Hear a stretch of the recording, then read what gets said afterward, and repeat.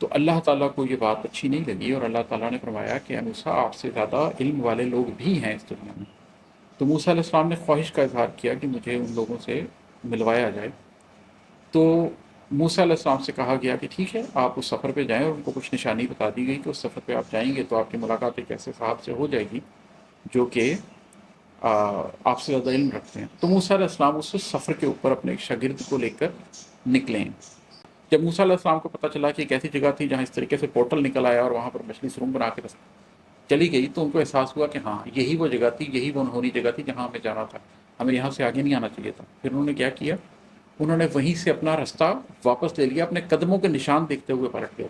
تو ہمیں بھی اس آخر زمان میں کیا کرنا ہے کہ جب ہم دیکھیں کہ ہم رستہ بھول گئے ہیں تو اپنے قدموں کے نشان دیکھتے ہوئے واپس چل پڑیں اور اس راستے تک پہنچنے کی کوشش کریں، اس منزل تک پہنچنے کی کوشش کریں جو صحیح تھی۔ اس بات سے گھبرائے نہیں کہ ہم غلط راستے پر آ گئے تھے، بلکہ صحیح راستے پر جانے کے لیے جو بھی ہمیں ہمت کرنی پڑے وہ کر کے واپسی کا رستہ لیں اور اس راستے کی طرف جانے کی کوشش کریں۔ بسم اللہ الرحمن الرحیم۔ آج میں آپ کے سامنے جو نظم لے کر آ رہا ہوں وہ ایک بہت ہی اہم نظم ہے۔ یہ میری دوسری کتاب کیمیا گر کی آخری نظم ہے اور اس کا عنوان ہے خضر۔ اس لفظ کو خضر بھی بولا جاتا ہے اور خضر بھی بولا جاتا ہے۔ میں نے اس نظم میں خضر کر کے اس لفظ کو استعمال کیا ہے۔ خضر کے یا خضر کے جو لفظی معنی ہیں وہ تو سبز کے ہیں، وہ تو ہرا کے ہیں، لیکن ہم اس کو موسیٰ علیہ السلام اور خضر علیہ السلام کے ایک واقعے کے حوالے سے جانتے ہیں اور اس کے اوپر ہی یہ نظم ہے۔ یہ نظم مشکل ہے اور میٹافوریکلی اس کو سمجھنا بہت مشکل ہے اگر آپ سورۃ الکہف اور اس کا بیک گراؤنڈ نہیں جانتے ہیں۔ سورۃ الکہف کے اندر 4 بنیادی طور پر واقعات ہیں۔ ایک واقعہ ہے جو اصحاب کہف کے حوالے سے، دوسرا 2 باغوں کا واقعہ ہے، تیسرا موسیٰ علیہ السلام اور خضر علیہ السلام کا واقعہ ہے، اور چوتھا ذوالقرنین کا واقعہ ہے۔ ان میں سے جو پہلا واقعہ ہے اس کو ٹیسٹ آف فیتھ بھی بولتے ہیں، جو دوسرا واقعہ ہے اس کو ٹیسٹ آف منی بھی بولتے ہیں، جو تیسرا واقعہ ہے اس کو ٹیسٹ آف نالج بھی بولتے ہیں، اور جو چوتھا واقعہ ہے اس کو ٹیسٹ آف پاور بھی بولتے ہیں۔ اصحاب کہف کا واقعہ ٹیسٹ آف فیتھ، اس کے بعد 2 باغوں کا واقعہ ٹیسٹ آف منی، اس کے بعد موسیٰ علیہ السلام اور خضر علیہ السلام کا واقعہ ٹیسٹ آف نالج، اور پھر ذوالقرنین کا واقعہ ٹیسٹ آف پاور۔ جب ہم اس کو اس تناظر سے دیکھتے ہیں کہ تو یہ جو تیسرا واقعہ جو موسیٰ علیہ السلام اور خضر علیہ السلام کا واقعہ ہے، اس واقعے کے حوالے سے یہ نظم ہے۔ لیکن اس سے پہلے کہ میں یہ نظم آپ کو سناؤں اور اس نظم کے آپ کو معنی بتاؤں، یہ بڑا ضروری ہے کہ میں سورۃ الکہف کی ان آیات سے آپ کو ایک دفعہ گزار دوں۔ صرف اردو پڑھتا جاتا ہوں اس کے ترجمے کی، اور ساتھ میں بتاتا جاتا ہوں کہ میں اس کو کیسے سمجھاؤں اور یہ واقعہ کس طریقے سے میں سمجھاؤں۔ جب آپ اس بات کو سمجھ جائیں گے تو پھر آپ کے لیے یہ نظم سمجھنا آسان ہو جائے گی اور اس نظم کی انٹرپریٹیشن سمجھنا بھی آسان ہو جائے گی۔ واقعہ یہ ہے کہ ابھی میں آپ کو قرآن پاک کی آیات بھی سناتا ہوں، لیکن احادیث سے ہمیں پتہ چلتا ہے کہ نبی کریم صلی اللہ علیہ وسلم نے یہ بات بتائی کہ فرمائی کہ موسیٰ علیہ السلام سے ایک زمانے میں کہیں پوچھا گیا کہ اس وقت روئے زمین پر سب سے زیادہ با علم انسان کون سا ہے، تو موسیٰ علیہ السلام نے بتایا کہ وہ میں ہوں۔ تو اللہ تعالیٰ کو یہ بات اچھی نہیں لگی اور اللہ تعالیٰ نے فرمایا کہ اے موسیٰ آپ سے زیادہ علم والے لوگ بھی ہیں اس دنیا میں۔ تو موسیٰ علیہ السلام نے خواہش کا اظہار کیا کہ مجھے ان لوگوں سے ملوایا جائے۔ تو موسیٰ علیہ السلام سے کہا گیا کہ ٹھیک ہے آپ اس سفر پہ جائیں، اور ان کو کچھ نشانی بتا دی گئی کہ اس سفر پہ آپ جائیں گے تو آپ کی ملاقات ایک ایسے صاحب سے ہو جائے گی جو کہ آپ سے زیادہ علم رکھتے ہیں۔ تو موسیٰ علیہ السلام اس سفر کے اوپر اپنے ایک شاگرد کو لے کر نکلے ہیں۔ جب وہ شاگرد کو اپنے سفر پہ لے کے نکلے ہیں تو ان کو کیا معاملات پیش آئے ہیں، یہ سورۃ الکہف کے اندر ہمیں بیان کیا گیا ہے، ہمیں بتایا گیا، اور ہم اس کو ڈسکس کرتے ہیں۔ جب کہ موسیٰ نے اپنے نوجوان سے کہا کہ میں تو چلتا ہی رہوں گا یہاں تک کہ 2 دریاؤں کے سنگم پر پہنچوں، خواہ مجھے سال ہر سال چلنا پڑے۔ یہ سورۃ الکہف جو کہ 18 نمبر سورت ہے اس کی 60 نمبر آیت ہے کہ موسیٰ علیہ السلام نے اپنے ساتھی سے کہا کہ میں تو چلتا ہی رہوں گا اس رستے پر چاہے مجھے سال ہر سال چلنا پڑے۔ اس میں یہ ہمیں پہلی بات پتہ چلتی ہے کہ جب آپ کو یہ ارادہ ہو کہ آپ صاحب علم کے پاس جائیں گے، آپ اس شخص کے پاس جائیں گے جس کے پاس آپ نے علم حاصل کرنا ہے، تو آپ کو اتنا مصمم ارادے کا حامل ہونا چاہیے کہ آپ کو سالوں بھی لگ جائے وہاں تک پہنچنے کے لیے تو آپ کو اعتراض نہیں ہونا چاہیے، اور آپ کہتے ہیں کہ ہاں ٹھیک ہے میں اس راستے کے اوپر چلوں گا۔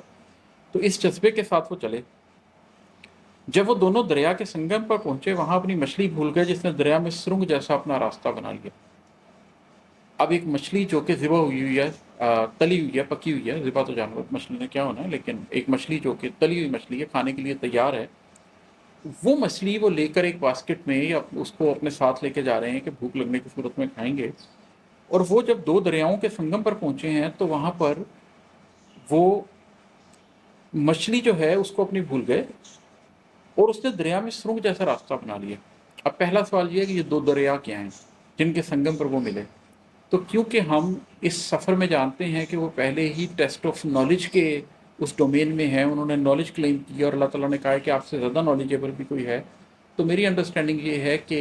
میٹافوریکلی ہمیں یہ بتایا جا رہا ہے کہ یہ وہ جگہ ہے جہاں پر ریور آف انٹرنل نالج اور ریور آف ایکسٹرنل نالج،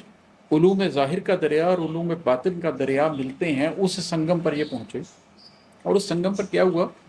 کہ مچھلی نے سرنگ جیسی جگہ بنائی، کھلی، اور اس میں رستہ بنا کے وہ مچھلی چلی گئی۔ اس کی کیا انٹرپریٹیشن کی جا سکتی ہے؟ ایک تو یہ کہ ایک سرنگ جیسی جگہ کھل گئی، اس کا مطلب ہے ایک پورٹل کھل گیا، اس کا مطلب ہے کہ وہ کوئی ایسی جگہ ہے جہاں پر ٹائم اور اسپیس کی ریئلٹی بدل جاتی ہے، اور جب اپنے ایسے دریا کے سنگم پر ہوتے ہیں جو علوم ظاہر اور علوم باطن کا جوائنٹ ہوتا ہے، کنیکشن ہوتا ہے، تو اس جگہ پر ٹائم اینڈ اسپیس کے پورٹلز کھل جاتے ہیں۔ دوسری بات ہمیں یہ پتہ چلتی ہے کہ وہاں پر ایسے واقعات ہوتے ہیں جو عقل کو دنگ کر دینے والے ہوتے ہیں، جن کی ریشنل ایکسپلینیشن نہیں ہو سکتی ہے۔ تو جب آپ دو دریاؤں کے سنگم پر بیٹھے ہوں تو آپ کو چیزیں ویسی سمجھ آنی شروع ہو جاتی ہیں جیسی کہ وہ عام طور پر آپ کو سمجھ نہیں آ سکتی ہیں۔ جب یہ دونوں وہاں سے آگے بڑھے تو موسیٰ علیہ السلام نے اپنے نوجوان سے کہا کہ لا ہمارا کھانا دے، ہمیں تو اپنے سفر سے سخت تکلیف اٹھانی پڑی۔ اب یاد رکھیے کہ یہ وہی موسیٰ علیہ السلام ہیں کہ جنہوں نے لمبے سفر کیے ہیں۔ ان کے سفر کا آغاز ہی یہاں سے ہوتا ہے کہ فرعون ان کے پیچھے تھا اور ان کو بھاگنا پڑا اس شہر سے، تو انہوں نے پورا مدین کا سفر کیا، لیکن مدین کے سفر کے آغاز پر اور مدین کے سفر کے اختتام پر جو اتنی لمبی مدت انہوں نے گزاری ہے، اس کے بعد انہوں نے یہ نہیں کہا کہ میں بہت تھک گیا ہوں اور مجھے سفر سے بہت تکلیف اٹھانی پڑی ہے۔ ہمیں پتہ چلتا ہے کہ وہاں جا کر جب انہوں نے دو بچیوں کو پانی پلا بھی دیا تو ایک کنارے پہ جا کے بیٹھ گئے اور اللہ تعالیٰ سے دعا کی، ربی انی لما انزلت الی من خیر فقیرا، کہ اللہ تو جو بھی تو مجھ پہ نازل فرمائے میں اس کا محتاج ہوں۔ موسیٰ علیہ السلام نے وہاں تھکن کا اظہار نہیں کیا۔ یہ وہی موسیٰ علیہ السلام ہے جو برسوں بنو اسرائیل کو لے کے دشت میں پھرتے رہے ہیں۔ یہ وہی موسیٰ علیہ السلام ہے جنہوں نے فرعون کا مقابلہ کیا اور بڑے بڑے مشکل مرحلوں سے گزرے ہیں، لیکن انہوں نے کسی جگہ پر یہ نہیں کہا کہ اس سفر میں ہمیں سخت تکلیف اٹھانا پڑی ہے۔ لیکن جب انہوں نے جس مقام پر پہنچنا تھا اس مقام پر پہنچنے کے بعد غلطی سے سفر کو جاری رکھا اور غلط راستے پر چل پڑے، تو اس غلط راستے کے اوپر کچھ ہی دیر کے بعد ان کو اتنی تکلیف محسوس ہوئی کہ انہوں نے کہا کہ اس سفر پہ ہمیں سخت تکلیف پہنچی ہے۔ جب آپ صحیح راستے پہ جا رہے ہوتے ہیں تو اس صحیح راستے پہ لمبے سے لمبا سفر بھی آپ کو تکلیف نہیں دیتا، لیکن جب آپ کا راستہ آپ بھول جائیں اور آپ غلط راستے پہ چل پڑیں تو پھر تھوڑی دیر میں ہی آپ کو تھکن پکڑتی ہے، آپ تھکن محسوس کرنے لگ جاتے ہیں۔ تو اسی طریقے موسیٰ علیہ السلام نے بھی کہا کہ ہمارا کھانا لا کر دو، ہمیں اس سفر سے بڑی تھکن ہوئی ہے، اس لیے کہ وہ دو دریاؤں کے سنگم پر پہنچ گئے تھے، اپنی منزل تک پہنچ گئے تھے، لیکن اس کے بعد بھی وہ اس راستے سے آگے چل پڑے، اس راستے سے اس غلط راستے کی طرف چل پڑے، تو اس غلط راستے پہ چلنے کے ساتھ ہی تھکن ہونے لگ جاتی ہے۔ آپ کو اور مجھے بھی اس بات کا ادراک اور احساس ہونا چاہیے کہ اگر ہم بھی زندگی میں تھکن محسوس کریں تو اس کا مطلب ہے کہ ہم اپنی زندگی میں اس وقت اس منزل کی طرف نہیں جا رہے جس منزل کی طرف ہمیں چلنا چاہیے، ورنہ ہم یہ تھکن محسوس مت کریں۔ اس نے جواب دیا کہ کیا آپ نے دیکھا بھی، جبکہ ہم پتھر سے ٹیک لگا کر آرام کر رہے تھے وہیں میں مچھلی بھول گیا تھا۔ دراصل شیطان نے ہی مجھے بلا دیا کہ میں آپ سے اس کا ذکر کروں۔ اس مچھلی نے ایک انوکھے طور پر دریا میں اپنا راستہ بنا لیا۔ اس سے ہمیں کیا پتہ چلا؟ اس سے ہمیں یہ پتہ چلا کہ جب وہ وہاں پر آرام کر رہے تھے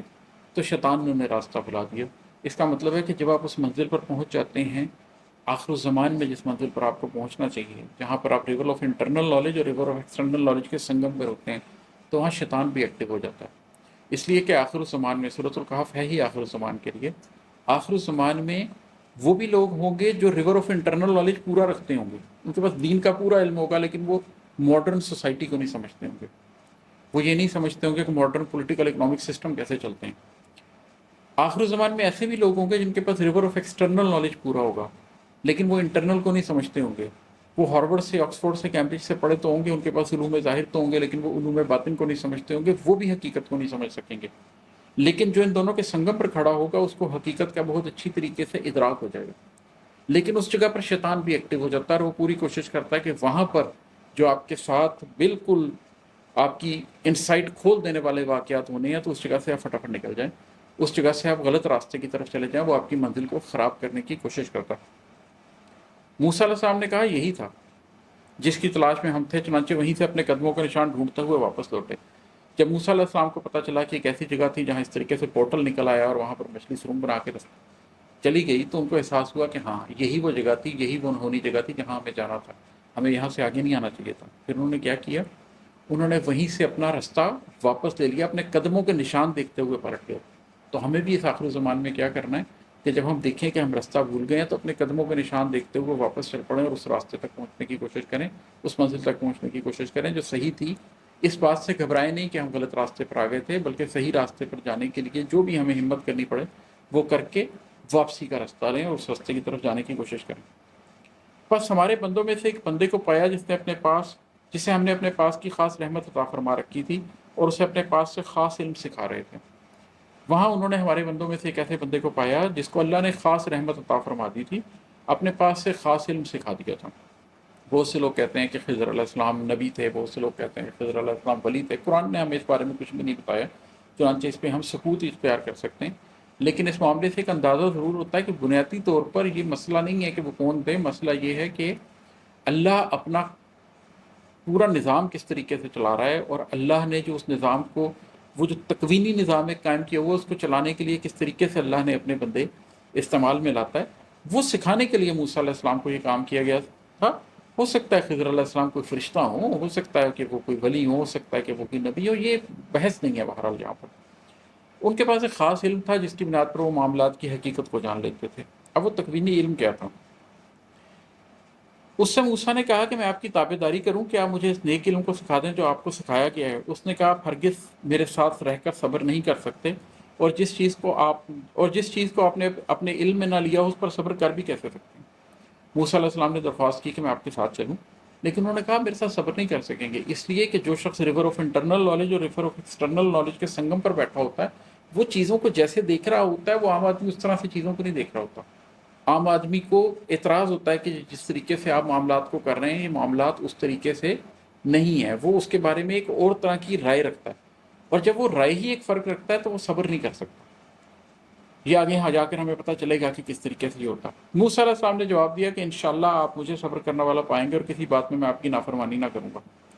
موسیٰ علیہ السلام نے کمٹمنٹ کر لیا کہ نہیں، میں آپ کے ساتھ صبر کروں گا۔ اس کا مطلب ہے کہ کسی صاحب علم کے ساتھ آپ کو چلنا ہو تو پھر آپ کو صبر تو کرنا پڑتا ہے، اس لیے کہ وہ شخص اپنے علم سے دیکھ رہا ہوتا ہے، اور آپ کا علم اگر اس علم کے لیول سے کسی حد تک کم ہو تو آپ اس معاملات کی حقیقت کو اس طرح سے نہیں جان پا رہے ہوتے ہیں۔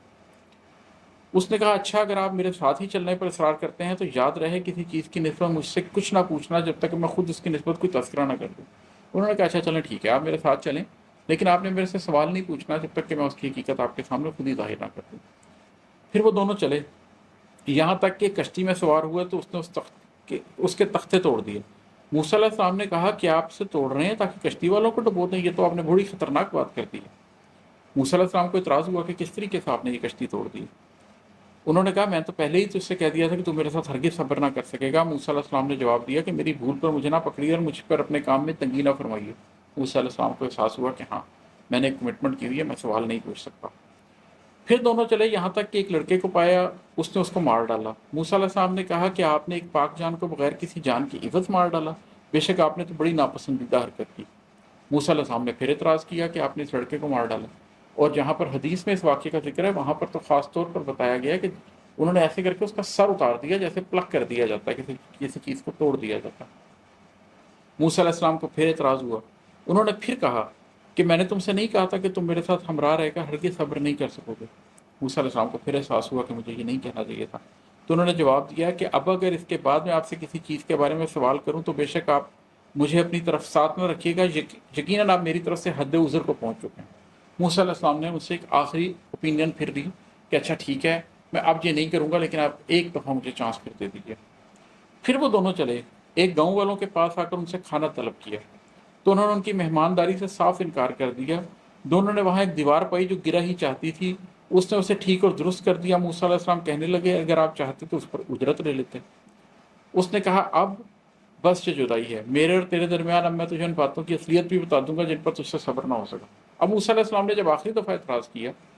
کہ آپ نے ان بستی والوں نے ہمیں کھانا بھی نہیں کھلایا، آپ ان سے اجرت ہی لے لیتے، اس کے ساتھ ہم کچھ کھا لیتے، آپ نے مفت میں دیوار سیدھی کر دی۔ تو انہوں نے کہا جی اب معاملہ ختم ہے، کیونکہ میں آپ کو 3 دفعہ چانس دے چکا ہوں، لیکن اب میں آپ کو ان معاملات کی حقیقت بتا دیتا ہوں کہ حقیقت کیا ہے۔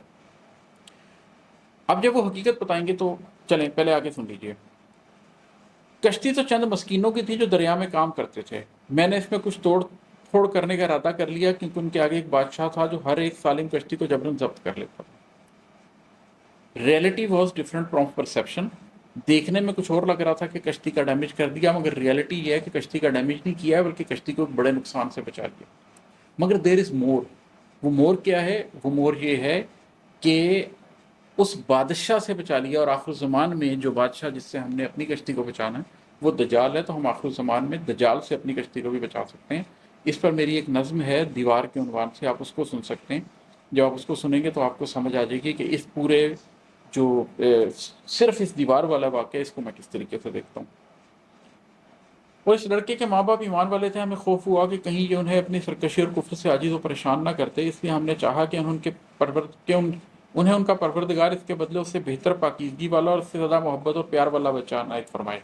یہاں پر بھی یہی ہوا کہ reality is different from perception, مگر بات صرف اتنی ہی نہیں ہے، اس کے ساتھ یہ بھی ہے کہ وہ اس معاملے کی حقیقت کو دیکھ رہے تھے کہ یہ بچہ مستقبل میں آ کر کیسا شر کریٹ کرے گا، تو اللہ اس کی جگہ ان کو ایک صالح اولاد دے دے۔ آخر زمان میں ہمارے لیے اس میں کیا ہے پیغام، کہ ہم بھی جب کسی چھوٹی سی برائی کو دیکھیں تو اس برائی کو اسی جگہ پر ختم کر دیں، اس لیے کہ آخر زمان میں وہ برائی تھوڑی ہی دیر میں اتنی بڑی ہو جائے گی کہ پھر وہ ہمارے قابو سے نہیں رہ جائے گی۔ چنانچہ چھوٹی چھوٹی برائی کے اوپر نظر رکھنا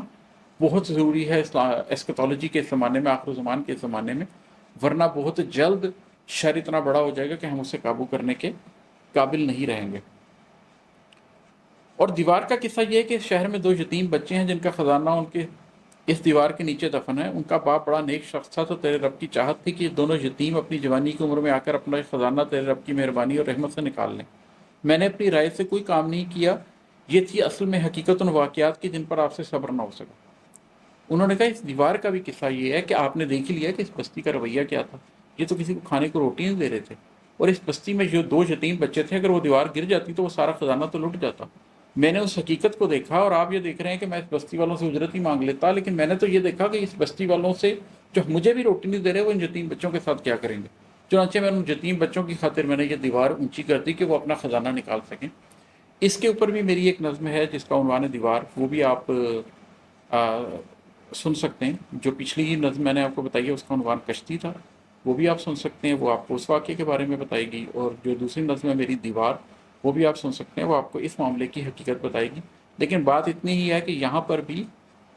reality was different from perception, مگر صرف ریئلٹی اور پرسیپشن کی بات ہی نہیں تھی، بلکہ بات کے اندر بہت ڈیپتھ بھی تھا جو کہ جاننا ضروری تھا۔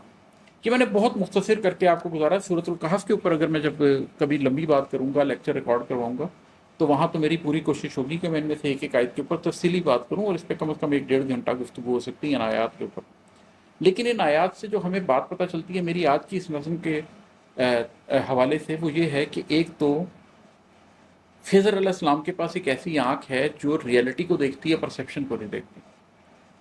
ریئلٹی فرق ہے، پرسیپشن فرق ہے، جو آپ کو نظر آ رہا ہے وہ کچھ اور ہے، اور جو حقیقت ہے وہ کچھ اور ہے۔ نبی کریم صلی اللہ علیہ وسلم نے ہمیں یہ دعا سکھائی ہے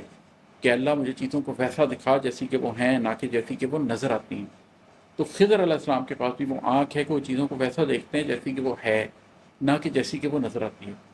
اور دوسری بات یہ ہے کہ خضر علیہ السلام ان چیزوں کی حقیقت میں بہت دور تک چلے جاتے ہیں۔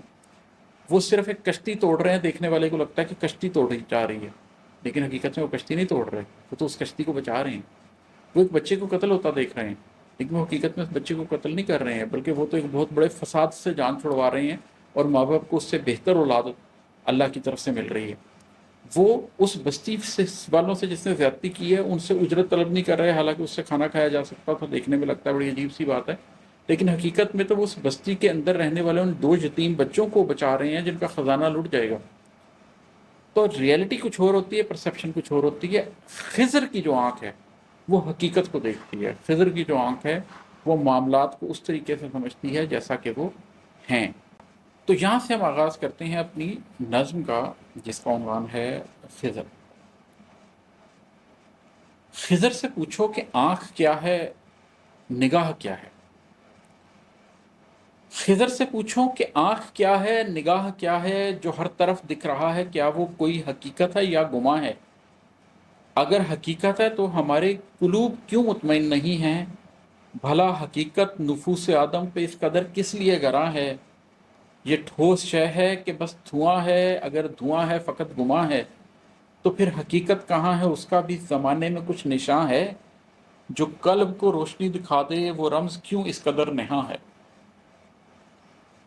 خضر سے پوچھو کہ آنکھ کیا ہے، نگاہ کیا ہے۔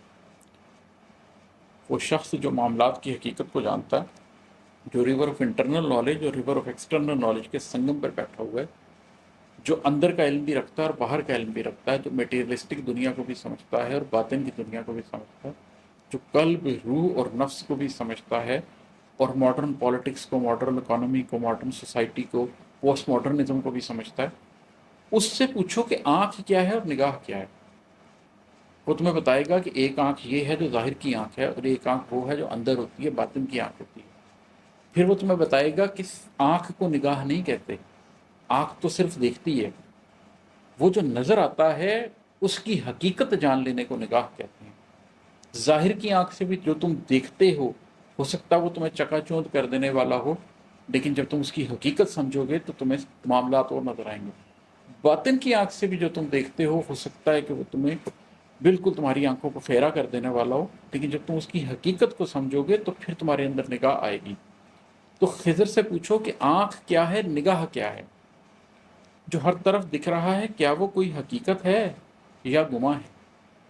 یہ جو ہر طرف ہمیں نظر آ رہا ہے، یہ جو میٹیریلسٹک دنیا ہمیں نظر آ رہی ہے، کیا یہ کوئی حقیقت ہے یا یہ کوئی گمان ہے؟ کیا یہ کوئی ٹینجیبل ریئلٹی ہے یا یہ کوئی ایلیوشن ہے؟ اگر حقیقت ہے تو ہمارے قلوب کیوں مطمئن نہیں ہیں؟ اگر ہمارے ارد گرد جو کچھ بھی پایا جاتا ہے یہی حقیقت ہے، جیسا کہ ملحد لوگ سمجھتے ہیں، ایتھسٹ سمجھتے ہیں، اگنوسٹکس بھی سمجھتے ہیں، اگر یا ایون میٹیریلسٹک لوگ جو بلیف رکھتے بھی ہیں وہ بھی جیسے سمجھتے ہیں، اگر یہی حقیقت ہے تو پھر تو ہمارے قلوب مطمئن ہونے چاہیے نا۔ حقیقت کو جان کے تو قلوب کو سکون ملنا چاہیے، ان کے اندر نور برسنا چاہیے۔ اگر یہ سارا میٹیریلزم جو ہمیں اپنے دائیں بائیں نظر آ رہا ہے، اگر یہ حقیقت ہے تو ہمارے قلوب کیوں مطمئن نہیں ہیں؟ بھلا حقیقت نفوس آدم پہ اس قدر کس لیے گراں ہے؟ یہ کیوں ہوتا ہے کہ نفس آدم کے اوپر حقیقت گراں گزرنے لگ جائے؟ حقیقت کو تو نفس آدم پہ گراں نہیں ہونا چاہیے، حقیقت کو تو بالکل نفس آدم کو نفس مطمئنہ پہ لے جانا چاہیے، جہاں پر وہ رب سے راضی اور رب اس سے راضی۔ خضر سے پوچھو کہ آنکھ کیا ہے، نگاہ کیا ہے، جو ہر طرف دکھ رہا ہے کیا وہ کوئی حقیقت ہے یا گماں ہے؟ اگر حقیقت ہے تو ہمارے قلوب کیوں مطمئن نہیں ہیں؟ بھلا حقیقت نفوس آدم پہ اس قدر کس لیے گراں ہے؟ خضر آپ کو بتائے گا کہ آنکھ کیا ہوتی ہے، نگاہ کیا ہوتی ہے، یہ حقیقت ہے کہ یہ گمان ہے۔ اس سے پوچھو کہ اگر یہ حقیقت ہے تو پھر قلوب کیوں نہیں مطمئن؟ اگر یہ حقیقت ہے تو ہمارے نفس جو ہیں ان پہ گراں کیوں ہے؟ یہ ٹھوس شے ہے کہ بس دعا ہے؟ یہ کوئی ٹینجیبل ریئلٹی ہے یا بس ایویپوریٹ ہونے والی چیز ہے؟ اگر دعا ہے، فقط گواہ ہے، تو پھر حقیقت کہاں ہے، اس کا بھی اس زمانے میں کچھ نشاں ہے۔ اور اگر اس بات کو مان لیا جائے کہ ہاں یہ ٹینجیبل ریئلٹی ہی سب کچھ نہیں ہے، ہاں یہ میٹیریلسٹک دنیا ہی سب کچھ نہیں ہے، یہ دھواں ہے، یہ گواہ ہے، یہ ایلیوژن ہے، تو پھر سوال یہ پیدا ہوتا ہے کہ پھر حقیقت کہاں ہے؟ پھر وہ ہمیں نظر کیوں نہیں آتی؟ اس کا بھی کیا اس زمانے میں کوئی نشان موجود ہے؟ پھر آپ جس روحانیت کی بات کرتے ہیں، پھر جس قلب کی بات کرتے ہیں، پھر اس قلب میں موجود روح نور کی بات کرتے ہیں، جس روح کی بات کرتے ہیں، پھر وہ کدھر ہے؟ جو قلب کو روشنی دکھا دے وہ رمز کیوں اس قدر نہاں ہے؟ پھر اگر یہاں سے میرے قلب کو روشنی نہیں ملنی، اندر سے میرے قلب کو روشنی ملنی ہے، تو پھر وہ کیوں نہاں ہے؟ یہ ایتھسٹ بھی یہ سوال کرتے پھرتے ہیں کہ جی خدا نظر کیوں نہیں آتا، پھر وہ اسپرچولیٹی نظر کیوں نہیں آتی؟ پھر اگر یہ سب کچھ حقیقت نہیں ہے، اس کو میں مان لوں کہ یہ حقیقت نہیں ہے، تو پھر حقیقت کدھر ہے؟ قلب کو جو روشنی ملا دے وہ رمز نہاں کدھر ہے، وہ رمز ہے کدھر؟ خضر سے کہہ دو کہ جوہر زندگی پلا دے، علوم شرقی، علوم غربی، علوم ظاہر، علوم باطن، علوم کی ہر پرت دکھا دے، تمام پردوں کو بس اٹھا دے۔ پھر جب خضر سے یہ سوال کرو اور تم پوچھو اس سے کہ بھائی تمہیں تو میٹیریل دنیا جو ہے پوری، اس کو بھی ایلیوژن کہہ رہے ہو اور ایک اور دنیا کی بات بھی کر رہے ہو کہ مجھے کچھ اور نظر آ رہا ہے، پھر اس کی حقیقت سمجھاؤ، پھر اس سے کہو کہ پھر مجھے جوہر زندگی پلا دے۔ پھر مجھے وہ آب حیات پلا دے کہ جس سے مجھے ساری چیزوں کی حقیقت نظر آنے لگ جائے۔ یہ علوم شرقی اور علوم غربی جو ہیں، یہ جو مشرق کے علوم ہیں، جن کو مشرق نے تقویت دی ہے، جو باطن کے علوم ہے، جو نفس کے علوم ہے، جو نفسی علوم ہیں، ان کی حقیقت کیا ہے؟ جو علوم غربی ہیں، جو مغرب کے ہیں، جو امپیریکل ایویڈنس سے اٹھنے والے سارے علوم ہیں، جس کے ساتھ مغرب نے اتنی ترقی کی ہے، پھر ان کی حقیقت دکھائے۔ علوم ظاہر، علوم باطن، پھر یہ جو ظاہر کے سارے علوم ہیں، یہ جو ہم نے پچھلے 200-300 سال میں جتنے علوم کو ترقی دی ہے، جو ہمیں ظاہر میں نظر آتے ہیں، یہ ساری فزکس اور یہ ساری کیمسٹری اور یہ ساری بایولوجی اور ساری سائنسز، اور وہ سارے باطن کے علوم جو ہزاروں سال سے انسان کے اندر ہیں اور انسان کی اسپریچویلٹی اس کے اندر موجود ہے، پھر خضر سے کہو کہ یہ شرقی علوم، یہ غربی علوم، یہ ظاہری علوم، یہ باطنی علوم، پھر علوم کی ہر پرت دکھا دے، تمام پردوں کو بس اٹھا دے۔ پھر خضر سے کہو کہ مجھے حقیقت بتاؤ معاملے کی۔ جیسے موسیٰ علیہ السلام خضر علیہ السلام سے پوچھ رہے تھے، تو اسی طریقے سے میں بھی یہ سوال کر رہا ہوں کہ خضر سے کہو کہ پھر علوم کی حقیقت بتاؤ۔ وہ ریور آف انٹرنل نالج اور ریور آف ایکسٹرنل نالج پہ بیٹھا ہوا آدمی ہے نا، وہ شخص ہے نا جو ظاہر کو بھی سمجھتا ہے، باطن کو بھی سمجھتا ہے، جو علوم شرقی کو بھی سمجھتا ہے، علوم غربی کو بھی سمجھتا ہے، جو مشرق کو بھی جانتا ہے، جو مغرب کو بھی جانتا ہے، مشرقی تہذیب سے بھی واقف ہے، مغربی تہذیب سے بھی واقف ہے، ظاہر کے علوم سے بھی واقف ہے، باطن کے علوم سے بھی واقف ہے۔ اگر وہ سب کچھ جانتا ہے، اگر وہ چیزوں کو اس کی ریئلٹی کے ساتھ دیکھ سکتا ہے، تو اس سے کہو کہ علوم کی ساری پرتیں دکھائے، پھر تمام پردوں کو ہٹا دے اور زندگی کی حقیقت بتائے۔ خضر سے کہہ دو ہمیں بتا دے، خضر سے کہہ دو ہمیں بتا دے، بشر کا اصلی مقام کیا ہے، خسر ہے کیا اور دوام کیا ہے، نگاہ ظاہر کا کام کیا ہے، نگاہ باطن کا جام کیا ہے۔ خضر سے کہہ دو ہمیں بھی اس جام سے پلا دے، ہمیں بھی کچھ آگہی سکھا دے۔ خضر سے کہہ دو ہمیں بتا دے کہ بشر کا اصلی مقام کیا ہے، کہ انسان کا پھر حقیقی مقام کیا ہے۔ ایک ویسٹ والے ہیں جو انسان کا مقام ڈھونڈنے کی کوشش کر رہے ہیں کہ انسان اس کائنات کے سارے راز کھول دے اور کائنات کی عظیم ترین مخلوق بن جائے۔ مخلوق بھی نہیں مانتے وہ تو اپنے آپ کو، وہ انسان کا مقام اس چیز سے ڈھونڈ رہے ہیں۔ پوسٹ ماڈرنزم میں انسان اپنا مقام ڈھونڈنے کے لیے پہلے انسان نے اجتماعیت چھوڑ دی اور ابدیت چھوڑ دی اور آ گیا الہاد کے اوپر۔ اب الہاد چھوڑ کے انسان پرسنلائزیشن کے اوپر آ رہا ہے، ہر شخص اپنی ریئلٹی کے پیچھے بھاگ رہا ہے۔ فیمنزم نے ایک اپنی ریئلٹی کریٹ کر دی ہے، جینڈرز کو انہوں نے اتنا فلوئڈ کر دیا ہے، ہر شخص اپنے آپ کو ڈفرینٹ طرح سے آئیڈینٹیفائی کرنے لگ گیا ہے۔ بشر کا اصلی مقام انسانوں میں کیا ہے، خسر ہے کیا اور دوام کیا ہے۔ ویسٹ والے کہتے ہیں کہ جس چیز کی تمہیں ریئلٹی ہی نہیں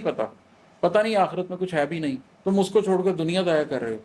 مشرق والے کہتے ہیں کہ جناب آخرت کی خاطر تم دنیا تو بالکل فارغ چیز ہے، تم دنیا کے پیچھے بھاگ کے آخرت کو ضائع کر رہے ہو۔ اصل میں نقصان کس چیز میں ہے، اصل میں فائدہ کس چیز میں ہے؟ اگر خضر کی آنکھ ہے تو پھر بتاؤ، حقیقت کھولو ہمارے اوپر کہ اصل میں فائدہ کیا ہے اور نقصان کیا ہے۔ نگاہ ظاہر کا کام کیا ہے، نگاہ باطن کا جام کیا ہے۔ یہ جو ظاہر کی آنکھ ملی ہوئی ہے، اس کا کام کیا ہے، یہ کس لیے دی گئی اللہ نے، اس کو کس حد تک استعمال کرنا ہے، کہاں جا کر اس کی لمٹ ختم ہو جاتی ہے اور اس سے آگے اس کو یوز نہیں کرنا۔ نگاہ باطن کا جام کیا ہے، یہ جو باطن کے اندر نگاہ ہے، آخر اس کا جام جس کو پلا دیا جائے، جو یہ شراب الطہور لے لے، اس جام سے کیا ہوتا ہے، اس کے اندر کیا روحانیت پیدا ہوتی ہے، باطن میں کیا تبدیلی آ جاتی ہے، نفس کیسے تبدیل ہوتے ہیں انسان کے، کیسے وہ نفس امارہ سے لوامہ اور لوامہ سے مطمئنہ کی طرف جاتا ہے، اس کی حقیقت بتا دے۔ خضر سے کہہ دو ہمیں بھی اس جام سے پلا دے، ہمیں بھی کچھ آگہی سکھا دے۔ اب یہ سارے سوال ہیں جو خضر سے کیے جا رہے ہیں کہ بھئی ہمیں بھی بتاؤ، جو ہے زندگی پلاؤ، علوم شرقی، علوم غربی، علوم ظاہر، علوم باطن، علوم کی ہر پرت دکھا دے، تمام پردوں کو بس اٹھا دے۔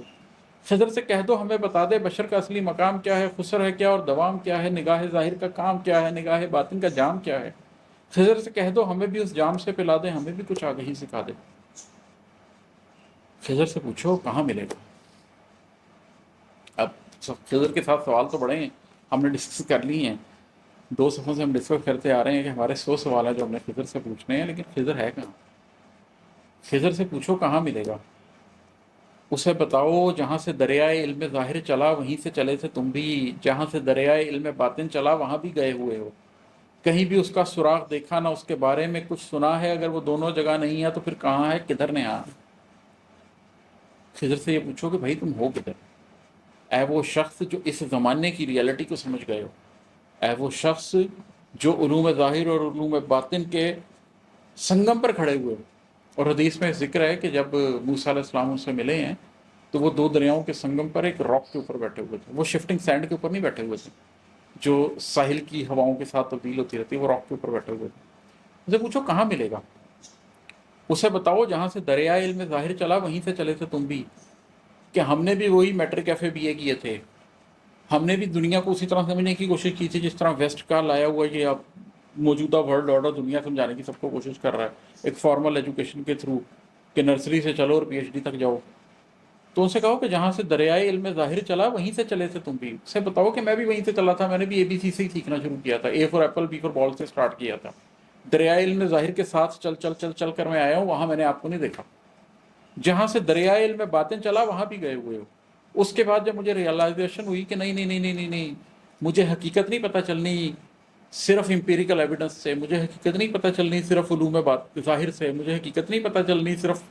سوشیولوجی پڑھ کے اور ہسٹری پڑھ کے اور اکنامکس پڑھ کے اور پولیٹیکل سائنس پڑھ کے اور فزکس کیمسٹری اور بایولوجی پڑھ کے، حقیقت تو مجھے اندر سے ملے گی۔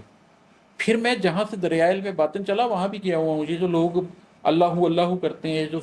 قلب کو زندہ کرنے کی باتیں کرتے ہیں، پھر میں ان کے پاس بھی گیا،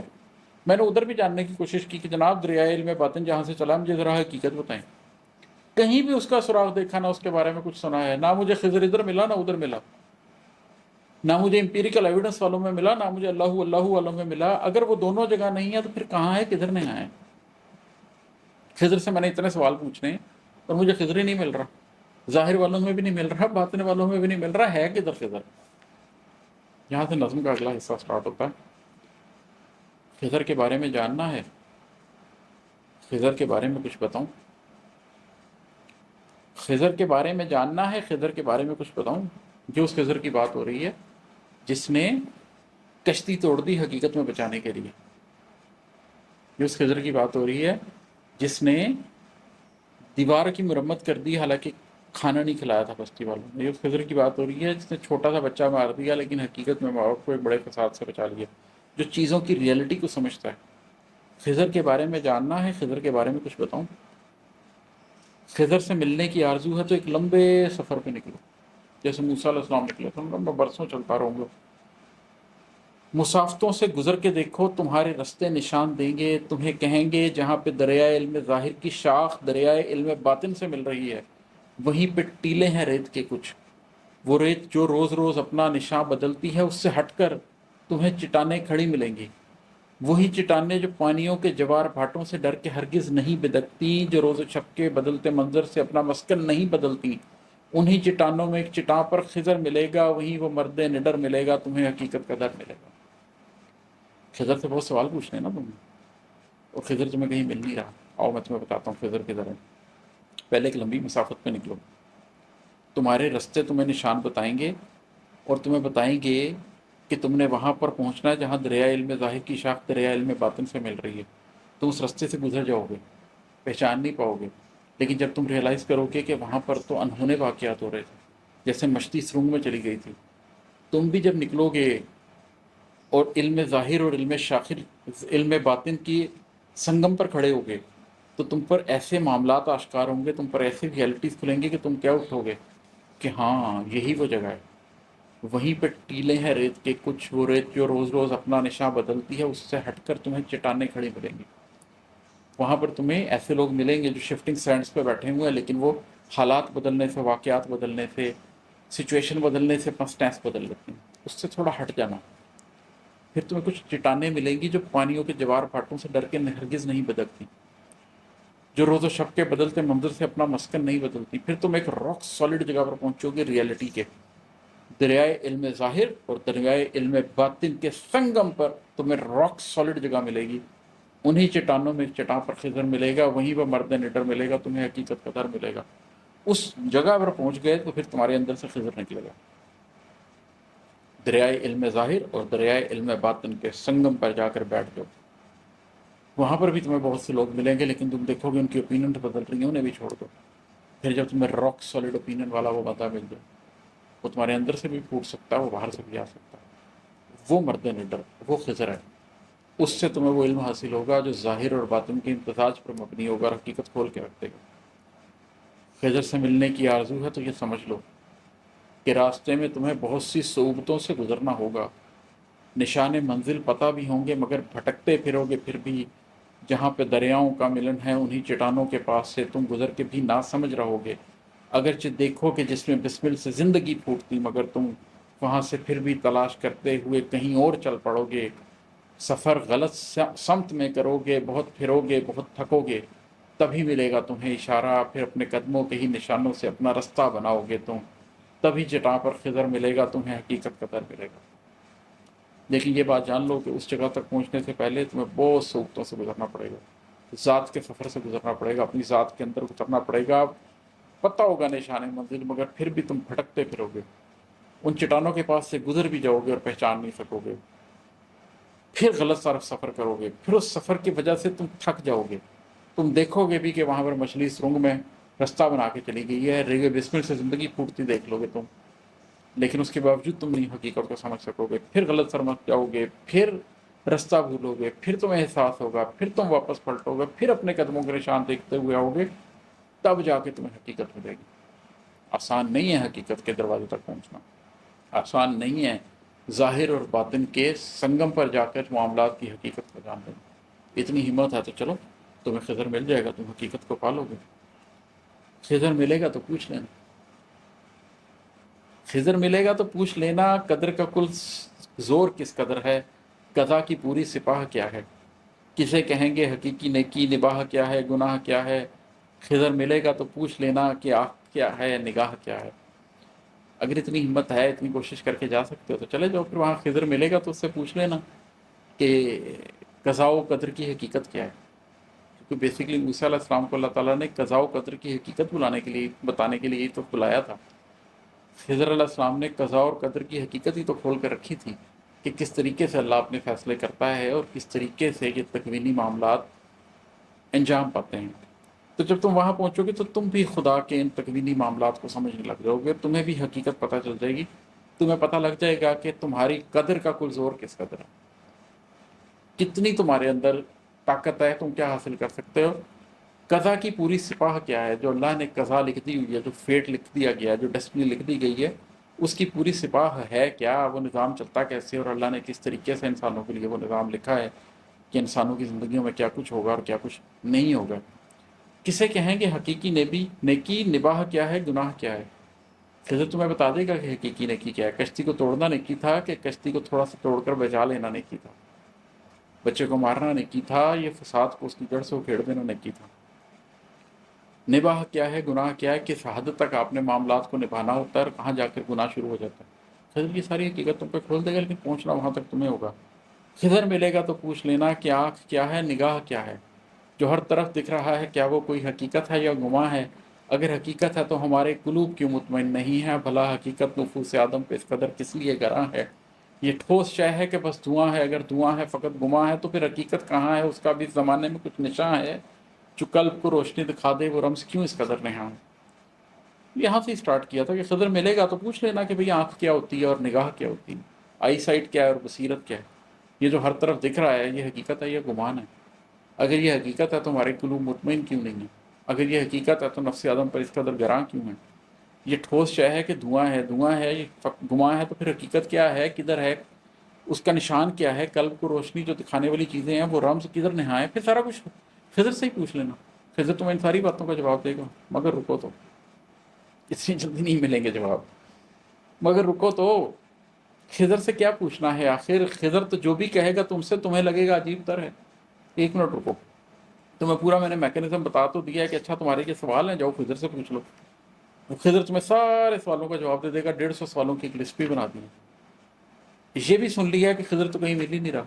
ظاہر میں بھی نہیں مل رہا، باطن میں بھی نہیں مل رہا، یہ بھی بتا دیا کہ خضر کہاں ملے گا، کیسے ڈھونڈو گے اس کو، وہ پورے راستہ بھی سمجھا دیے، یہ بھی بتا دے گا کہ بتا دیا کہ ملے گا تو تم نے اس سے کیا پوچھنا، مگر ابھی بھی رکو، یہ ساری بات جان کر بھی تم کچھ نہیں جانے، مگر رکو تو، خضر سے کیا پوچھنا ہے آخر، خضر تو جو بھی کہے گا تم سے تمہیں لگے گا عجیب تر ہے، خضر کہے گا کہ ساتھ چلنا ہے تو خاموشی کے ساتھ چلنا، خضر کہے گا سوال مت پوچھنا کبھی بھی، وہ وقت آنے پہ خود بتائے گا سارے اسرار ہر عمل کے، مگر خاموشی بھی امتحان ہے، جسے حقیقت کا علم کم ہو یہ اس کو بے انتہا گراں ہے۔ مسئلہ یہ ہے کہ میں نے آپ کو پوری بات بتا بھی دی تو بھی آپ خضر کو ڈھونڈ کر کیا کر لیں گے، کیونکہ خضر آپ کو مل بھی گیا، تو آپ نے تو یہی بات کرنی ہے کہ اس نے جو کہنا ہے آپ نے کہنا مجھے سمجھ نہیں آ رہا، یہ تو بڑی عجیب بات ہے۔ جب آپ کو یقین ہی نہیں آنا تو پھر خضر آپ کو بتا بھی دے گا تو حقیقت کیا ہے، خضر کہے گا خاموشی سے چلنا، آپ سے خاموشی سے چلا نہیں جائے گا، وہ کہے گا سوال مت پوچھنا، آپ سوال پوچھیں گے، وہ کہے گا میں خود بتا دوں گا جب تم اس قابل ہوگے تمہیں معاملات کی حقیقت، لیکن آپ کہیں گے کہ میں بے صبرا ہو رہا ہوں، مجھے بھی بتایا جائے۔ اور خاموشی ایک امتحان ہے، اس لیے کہ جس حقیقت کا علم ہی آپ کے پاس نہ ہو، وہ حقیقت تو پھر ظاہر ہے بہت گراں ہو جاتی ہے، وہ تو بہت مشکل ہو جاتی ہے۔ خضر کہے گا جو تم کو روٹی نہ پوچھتے ہوں انہی کی دیوار کو سنبھالو، کبھی کہے گا کہ اپنی کشتی کو اپنے ہاتھوں سے توڑ ڈالو، کبھی تمہارے تئیں کسی بے ضرر جگہ پر تمہیں کہے گا کہ ظلم کو اس کے بانکپن میں ہی باڑ ڈالو۔ خضر تو اس طرح کی باتیں کرے گا۔ جب خضر تم سے کہے گا کہ اس دیوار کو سنبھالو، حالانکہ وہ تمہیں روٹی بھی نہیں کھلا رہے۔ خضر کہے گا کہ اپنی ہی کشتی کو توڑ لو، آپ کہیں گے کیسی باتیں کر رہے ہو۔ خضر تمہیں کہے گا اس ظلم کو بچپن میں ہی ختم کر دو، آپ کہیں گے یہ تو چھوٹی سی معصوم سی چیز ہے۔ جسے حقیقت بتائے گا وہ تمہیں گمانی لگے گی اکثر، جسے سہولت بتائے گا وہ تمہیں گرانی لگے گی اکثر، جسے وہ انصاف و حق کہے گا تمہیں کہانی لگے گی اکثر، اس کی حقیقت تمہیں گمان لگے گی۔ وہ تمہیں سہولت بتائے گا تمہیں لگے گا یہ مشکل ہے، وہ تمہیں انصاف اور حق کہے گا تمہیں لگے گا کہ یہ کہانی ہے۔ خضر سے ملنے کی آرزو ہے تو پہلے سمجھو کہ آنکھ کیا ہے، نگاہ کیا ہے۔ جہاں پہ دریائے علم ظاہر کی شاخ دریائے علم باطن سے مل رہی ہے، وہاں حقیقت کی راہ کیا ہے۔ اس پورے معاملے میں اگر تم نے خضر سے ملنے کی آرزو ہے تو پھر پہلی بات پر ہی چلے جاؤ اور پہلے خود سمجھو کہ آنکھ کیا ہے اور نگاہ کیا ہے۔ پہلے اس حقیقت کو جانو کہ کیا جو دیکھا جاتا ہے وہی حقیقت ہوتی ہے، یا حقیقت اس سے ماورا ہوتی ہے، حقیقت کے لیے خاص انٹیوشن ہے، خاص وزڈم بھی ریکوائرڈ ہوتا ہے۔ جہاں پہ دریائے علم ظاہر کی شاخ دریائے علم باطن سے مل رہی ہے، وہاں حقیقت کی راہ کیا ہے۔ میں یہاں لوگوں کو اس بات کے لیے انوائٹ کر رہا ہوں کہ یہ سارے سوال چھوڑ کر پہلے اپنے آپ کو اس جگہ پر لے کر آؤ جہاں پر تم خود سے یہ سوال پوچھ سکو کہ جو تم دیکھتے ہو کیا تم اسی کو حقیقت سمجھتے ہو۔ جب تمہیں یقین آ جائے کہ نہیں حقیقت اس سے زیادہ ہے، میں جو دیکھتا ہوں اس سے بڑھ کے حقیقت ہے اور حقیقت کی تلاش ہے مجھے، جب تمہیں یہ پتہ چل جائے کہ علم ظاہر سے تمہیں حقیقت نہیں ملے گی، چاہے تم پی ایچ ڈی کر رہا ہو MIT یا ہارورڈ سے، جب تمہیں پتہ لگ جائے کہ علم باطن سے بھی تمہیں حقیقت نہیں ملے گی، چاہے تم درس نظامی کا کورس کر لو، چاہے تم قرآن حفظ کر لو، تمہیں حقیقت تب ملے گی جب تم ظاہر اور باطن دونوں کو جانتے ہوگے اور ان کے سنگم پہ جا کے حقیقت کو دیکھنے کے قابل ہوگے۔ اگر تم اس قابل ہو جاؤ، اگر تمہیں آنکھ اور نگاہ کا یہ فرق سمجھ آنا شروع ہو جائے، تو پھر خضر کی تلاش میں نکلنا، پھر خضر تمہیں ملے گا اور سارے سوالوں کے جواب بھی دے دے گا۔ اس کے بغیر خضر تمہیں مل بھی گیا اور اس نے سوالوں کے جواب دے بھی دیے تو تم مانو گے نہیں۔ بہت شکریہ، السلام علیکم۔